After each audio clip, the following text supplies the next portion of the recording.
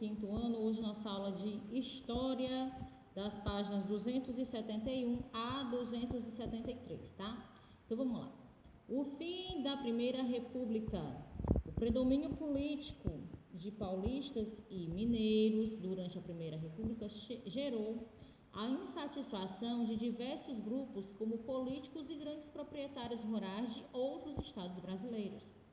Esses grupos pretendiam ter uma participação mais efetiva nas decisões políticas do país para conseguir que seus interesses fossem atendidos. A aliança entre paulistas e mineiros foi desfeita quando os políticos paulistas, em vez de apoiar um candidato mineiro nas eleições presidenciais de 1930, lançaram seu próprio candidato, Júlio Prestes.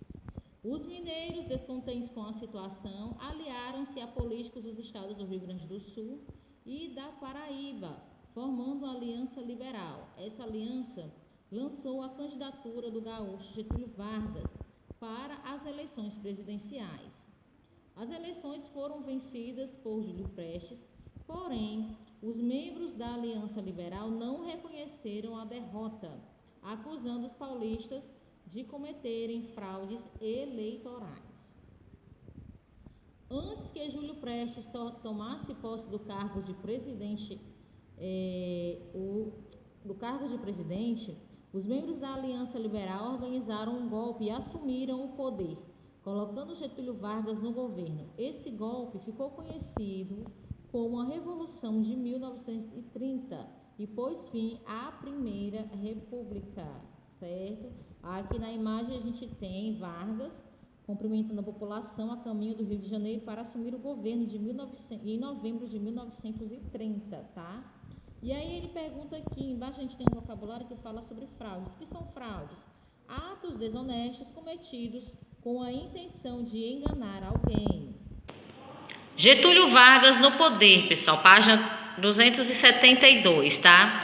Após assumir o governo, Getúlio Vargas procurou centralizar o poder em suas mãos, tomando medidas autoritárias. Ele fechou o Congresso Nacional e substituiu os governantes de vários estados por pessoas de sua confiança.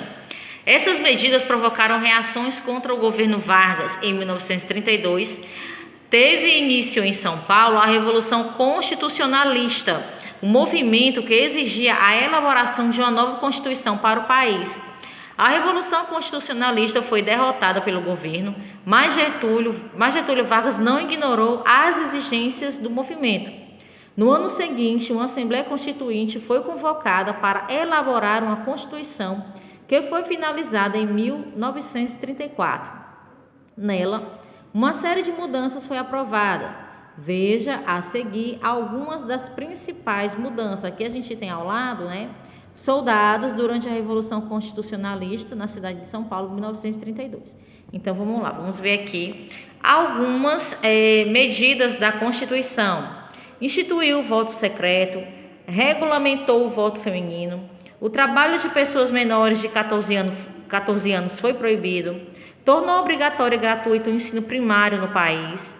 Algumas antigas reivindicações dos trabalhadores foram atendidas, jornada de trabalho de 8 horas diárias, descanso semanal remunerado e férias anuais remuneradas. Além de elaborar a nova Constituição, a Assembleia Constituinte foi responsável por escolher o presidente do país. Dessa maneira, Getúlio Vargas foi eleito pela Assembleia com um mandato até 1938. Página 273, a gente já tem as atividades. Então, tem assim, na primeira questão, leia o texto a seguir. Embora não tenha modificado profundamente o país, a Revolução de 1930 representou um marco em nossa história. Isso porque antes, durante a Primeira República, a economia era essencialmente agrária e girava em torno da exportação de café, enquanto o poder político estava centralizado nas mãos dos grandes cafeicultores, Nos anos de 1920, a chamada política do café com leite estava com os dias contados. Com isso, os setores da economia não vinculados ao café, como aqueles ligados à produção e à exportação de carne no Rio Grande do Sul, ficaram fortalecidos. Então, no item A tem assim: como Como era a economia no Brasil durante a Primeira República? A economia do Brasil durante a Primeira República era essencialmente agrária, tendo como produto principal o café, certo? Aí na segunda, vou ver se dá para me aproximar para que vocês possam ver melhor. Vamos para o item B, tá? Segundo a autora, por que a Revolução de 1930 representou um marco na história do Brasil? Por quê? Porque pôs fim à política do café com leite, encerrando um ciclo em que a política brasileira era dominada pelos governantes cafeicultores, tá, pessoal? Deixa eu ver se dá.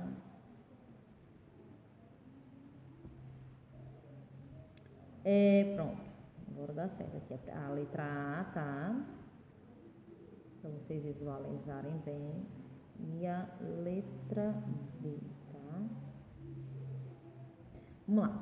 Na segunda questão tem pinte de amarelo as leis aprovadas na Constituição de 1934. Então, o voto passou a ser secreto, férias anuais remuneradas, as mulheres puderam votar, a jornada de trabalho passou a ter 12 horas diárias. Então, vocês vão pintar de amarelo as 3 primeiras, tá bom? Meus amores, por hoje é só. Amanhã nós temos aula ao vivo pelo Meet. Até lá, beijo!